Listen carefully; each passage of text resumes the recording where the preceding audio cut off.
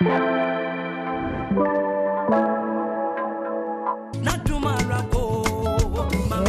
nyamiye, onyamiye ma. Yenkana nyamiye, onyamiye ma.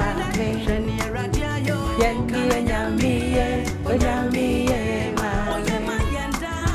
Yenkana nyamiye, onyamiye ma.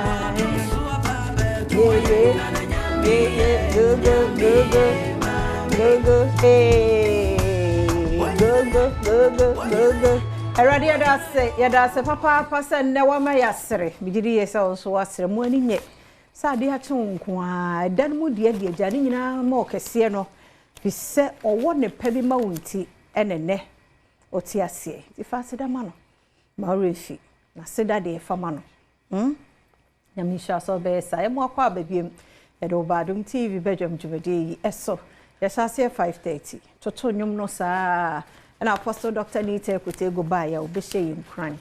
We in Cran Shano, and he did news to Twasso. The news na ye kwa baya, a did a bon cratano, and the Adom online stories no, et Twasso, Eddie and Bow, Media Fear, among Qua Tamaklu.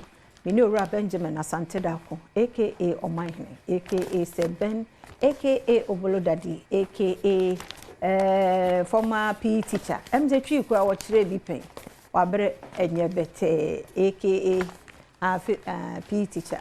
Eme na no permit we. Nia onene kono, onene bano. Onyawo obeyo. Eno esimuse. Nia onene kono, onene bano. Onyawo obeyo. Eda uso. Ope wasewo. Kompa house kutie ni o. Wa sema yeze me okra. Until compound house that betomo kofodia. Oni paje na hojina. Hey! Na hokwa na so no nsuo at once. Ebo be 3:34 hokwa na. Obia nyima busy. Mu use one kitchen. De obia de ehuru poto. Na o de na ye monitor wa de o de no lie all about the mama no. Ono mano. Moya mua na fe ya sapo nyume koba yi na motri ni na asi samani hu bi na to wa kwase ni ya na eduane wa mani hu na fe empare we yesu di oh yeah director we ba se na o top no is top me share at the phone da obi ankasa enne de ne ye ka am so onyame ada romanti hey me a wona ne kono me chia fi aka bebreu Adiachi say you have absolutely no idea. You need jiaji if you say unyame di yenkwa or their family. That's the reason why, in fact, every blessed day, the miracle that you experience, nyame a miracle every day. But any day na di here say Frank Kofi Asempache and Frank Asempache Kofi. Yes. Nukejo. F1. F1. Nzuzu nka F1. Ma wura ja go. Wo me fa nkan me do be ko. Bi oyo. Enu jamu ayi. So wo me ko fra meka la wani. Be bi o de be fa bia meka. Mani bidi abedi wo kasa hodo bu no. Nya bi ne mo fi fra mante mo bi ta we. Ma fe kwanzima why? Emro. Ya careful na anopa die. It's just to make you feel good. Wow, na da nyame ase onyame ye na do ye wo hoda. Na break akrama nyame. Just a little time for God. It's very, very important. Indeed, and you're busy to the extent say empire crowd da nyame ase cross wa ma dia chune. It's so difficult for you to. It's not easy. It's about Dr. Joe the Brocatem, the every man who coin any online in the bedroom, fear the car catcher, they be at dimes and out to me, major to my pomodin 7 here, the Bribia Dano, me and pa, me phones, no man fee, many say, some in your hand, any beer, and to be slow. Bibia ye bia, ye name Wapomodin, ye key, for without a pomodino, the opposite ye beer or brabumbia and untimin. There no moment here change the Acarina. What good health are, opposite to coin. Opeso suade, opeso kware, opeso didi, opeso nyesika. Ni nyina onyame de bedom ba se sa apomudin wonsem what to see here. So what is hard you know. And sometimes some of the weekends, you know, some of the Sundays and Saturdays na days be a wono. Just consider with the corner union, just go and give them that encouragement, and you learn the lessons. You learn the lessons. Hey, assume you know, say and give it my me. A brewasi, a mawani daho, a man who say Yami Buho. Now, if you want us, what's our show, who's ye, wapom the ones. And I say, I shank a phone to motor phone on my ban. So, omunim be coming in the phone. It is always all facia, or no, obia dinama oko. You know, over the grim gum. Helmet is a simple channel. Mutinintio. Mutinint. It's a watermelon. And two to me say, obiti pop, not a pile from Zinka. Mutinint. Tia Sama Pomudin, the enemy, General Cassin. Eh, ye. I mean, phone coat. Typhoid. Uti region. Typhoid. Middle of the year, no, 10,000 plus. Typhoid cases. We work as a typhoid near day. We be a jana in a day. You can't. That's why you had a simple, quite complete amount. No, I call. If you any demo, then you're careful. So, oh, confiance. Yes, I can't believe it. A fee. Yeah, I need genetic. A fee. Me assure say na metenasa mema wo ba yi anope ma mona amayina situation mem na yimfonyi bi fi mfonyi na bobloshi na ba bia ye wache ni ye dua ni gari ni ye koko eni ye tomatoes ni ye bayire ni ye kobi ni erade wi mobo ye market last week na market baby emu esum fa no emu esum fa mini eno ye flow bi no abesesa mi we sa no pa bia ye sesa ba ye be hippy na well if you yes sesa no kwa na kame no yesuban no sesa because yes sesa no ene ye de agugu yes ade agugu a na anopa de anya na obi di das na be si fi anima Thomas ni o ma hin hwe benkum hwe nifa ye koye ye hu ye wia mo fa cheme na ye atima akura sa ade no politics mu ni asa ade akugu obi das be mu ni fi anim the mindset is just going down again no kwa na ekofom iti asem onye se be ye ta da oboka ta mu sem de biada e no man no ho bra na ye bo no se ya adwene ne kura ntimi ansa kire yi antini ma bibrase a ye be pima na foundation bi dia a week se wo yade na yade na as a result of a fin na se also want to a fin one na mo a ye ka ye no asem be ka saa because de yade na nkasa ba ne de ye ya adwene se be ye fio so the mindset adwene no ai kura no obadwene ho adwene untimi ntiase adwene ne se menkotu fo magudie a untu ni woni kwa so esan se ya adwene ni nyina ai bibie ho ne yade partisan mindset zo asabamti no ye be ka enche bia no enai kura ba bia ye tititi efia ubie pipe na first one efi kwa especially ye tumuche na efi kwa asobese eti nsuo na etu fire so aban tigata mo disika etimi ni sika ni bi na osade tigata nim na osiesie gata nim na menu nyina esade agburo ni eyi tomatoes ni jene ni kaka bibia edigu gata nim ye jai na egumsa bibia edigu gata nim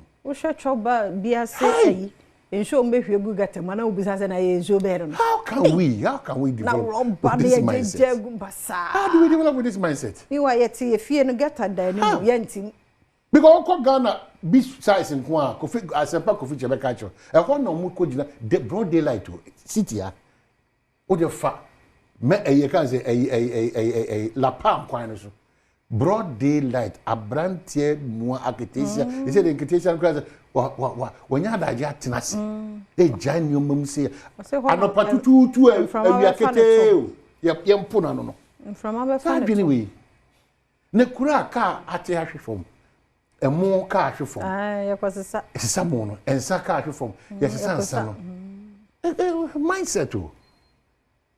mindset de bia meka ekura ye hu sade we nye o yesa okoka pe na obi atu na no asi so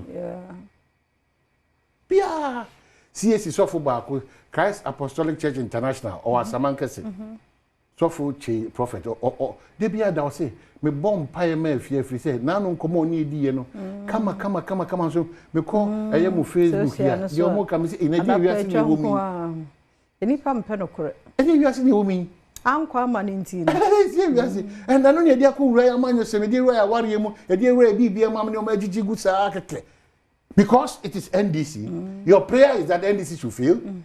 Because you are a minister, you think we cannot talk about you? Why? No, obi personally a can minister be one sem. I don't know how you know the also yen to me in Kawas, I can't also go for also time, go pai. Empire. When it was a sumacy, you say yanka. No money then, ain't Bada na ya wo ene ya ka wo mu na na wa hye nipa kutupa so mu emfa kwati kwa so ni di atem adentia. Why? How can we build a country like that? When it is you, it is right. Okay. When it is others, it is wrong. How can we build like that? Me ntasi. Ntasi kwa bena. Ntasi kwa. Obi enti. Onti do oye na no oye. Yes, so me mo so de bi adameka ade nya hu se eba enye. Who said, I didn't ever. And one egusu na ekoso. Say democracy into freedom to do anything, freedom to enter emergency ward, near take committee, freedom to misbehave, near take committee, freedom to lie, near take committee, freedom to gossip, near take committee, freedom to rape, nyamin pengu, near take committee. The take committee is na try what she say results so they finally deceiving ourselves like that. Freedoms need to know. Adoso. Freedoms. If you are online and I say you call online na we are hosam pa nkra mi nu omo yira ye ko hwehwe wo mo akotoga tebi mo awu e wo bawe 0 kotoga tem see drain bi otimu se ebeso menim ukọ adomonline.com na ya hwe nkra no e se menya omo enfie no a hosam pa o. What it was as we both feel apart. 5 and 7. We are crank. We will not condemn, but if you have no experience, yes, you are responsible. It's serious. They be a break. Oh, certain areas. Because for 2 years, no, track where I see so much phobia, and nobody cares. Yeah, come you know, be a shark, run us a man, cosa. Oh, she'll be over tree boom. No, John, no, it is 9 months apart. Not oh, Marana. Anyima bosume nkunu wasati na bedu ne mo jane sa o in the name of ye adwuma ye na adwuma na wo ye sika nya nkure ya na adeba na wo yi wani mo mianya careful mo ma ye na sudie no ye me ani na ho all of us are becoming very responsible. 5 to 7 years 5 years 7 years a sign or there, but we can prevent most of these cases. They're irresponsible obi irresponsibility abe affect you.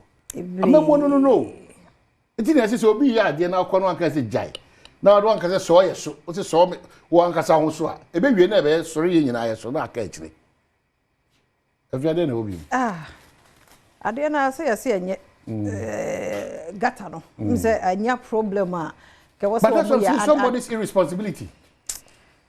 Ti ehwasam no no ba adomonline.com a eno so wo ho ene ensam afoforo bia afei na nyame adom egusu bi enti ento aso na uwia na maba. Okay, so the hawk the overcut excavators for cash. Minister and army chiefs dragged to EOCO over Simpa Junction deal. And what's them minister na mu no he twa ko EOCO. The overseer the overcut investigation board begins work on Z9 helicopter crash. Dr. Kesel at force and this uncle we have to ja. I am best making kind story because we can be ana. Adomonline.com EOCO bill conditions must be reasonable. Titus Glover. EOCO oko hono ma bill no. I was say enya yi kakra na asati kana be konafia. Mema ayi chum. Ayi lawyer chum. Oma be check o car no. Aye. Say be a trifem. Ono wa trifem. David. Okay, graphic anymore. E fi ampa was we. Ono wa. David me dey trifem. Eh be. E dey omo se nyina ye hwe yi. Obi wo an nukrenie. Frank Kofi Chasempa and ton car na ma. E be dem pa na se dem ni Frank tie. Wakwaje di se nya Frank. Ana yes, me sremo. EOCO for ayi to say dey wo to be a shen bi a wo to shen titi. Because from now that January, basically July, a share of Motima cherry power Ghana and I'm Quanson and other papa. Wow. A man so yet say radio for Su 97.1 yet a master papa.